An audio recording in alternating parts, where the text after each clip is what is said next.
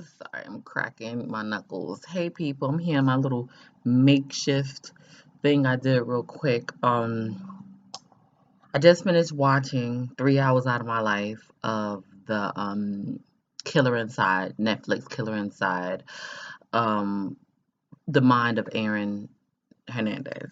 I've seen other Netflix crime like documentaries or whatever, and they're pretty good. I go up for Netflix, you know that. This was really hard to watch. It was really sad and really hard to watch. And before I wanted to watch it, I've been talking, in group chats about it and everything like that. And I left today, Sunday, to be my crime Sunday where I want to watch everything. My mom got my baby and everything like that. Because I'm also going to watch True Life Crime a little bit afterwards. And they have that about the young lady that was found in the freezer. I think there's a lot of bullshit to that shit. It's 2 hours. And also Junior, the one who was that his whole freaking murder was on social media, that actually he was gone at the hospital I work in. I can't watch that because it's painful to watch that on Junior, but I did want to see what, I just want to see about it because I like crime stuff, whatever. I like ID channel shit. I like forensic files or whatever. I really don't know too much. I'm not a football person, a football fan or whatever. I do like some football movies, but the Aaron Hernandez, it was just so much stuff around it. It was just crazy. And the thing about it is that what my friend said was very good. It was like a OJ part two type thing. And this is something that's never happened before. And, he was part of a very prestigious, football football team, the New England Patriots. Everybody loved them. Everybody go down for them, especially people that's in that area, Boston, Massachusetts, Connecticut, that type of New England area, right?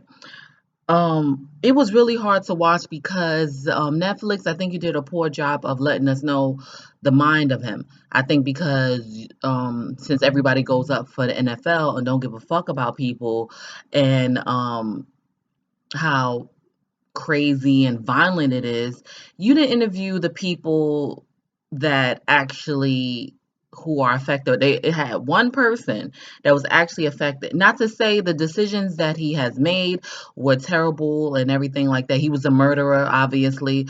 But what led up to that? What was going on in his biscuit? Because obviously his biscuit was spilling gravy and it's fucked up, right?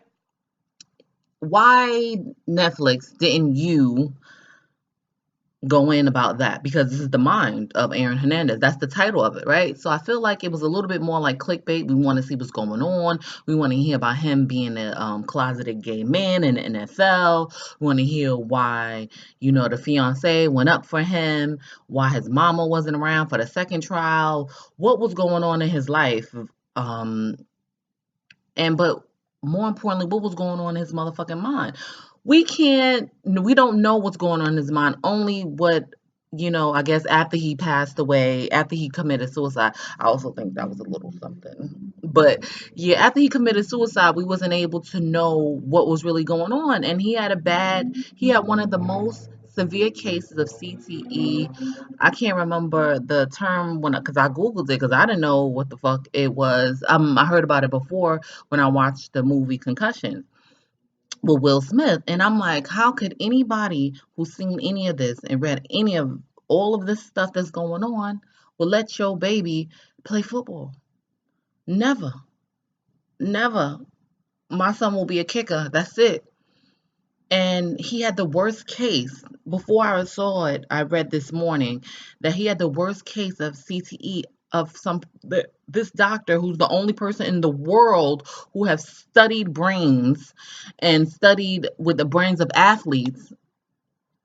The worst case of CTE ever at someone at this age, 26 or 27 years old. And that was at the fucking last 10 minutes of episode 3. So it's like a limited series in each episode's an hour, it's 3 hours, right?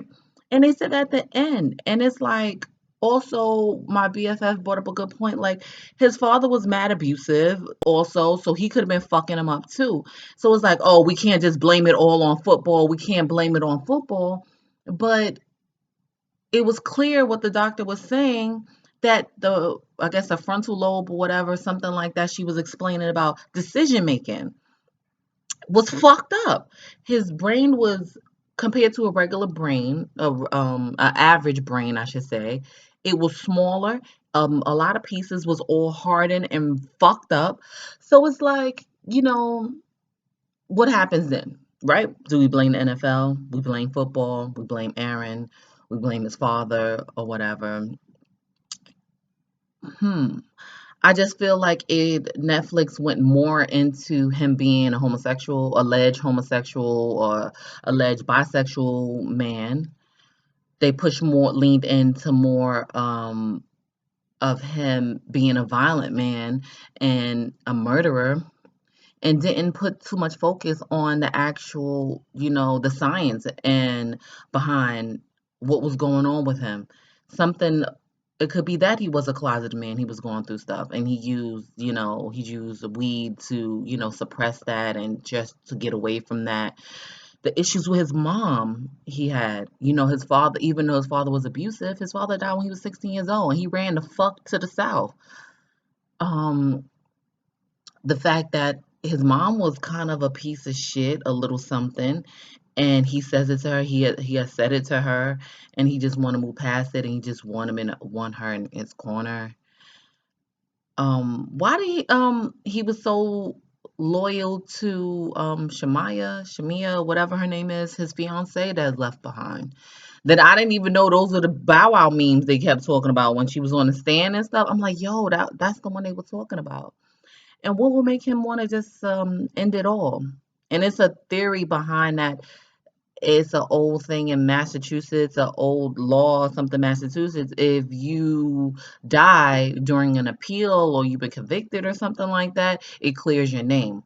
And I think that's what he thought. And the Patriots owe him some bread, like real talk. Like I think they owe him some bread.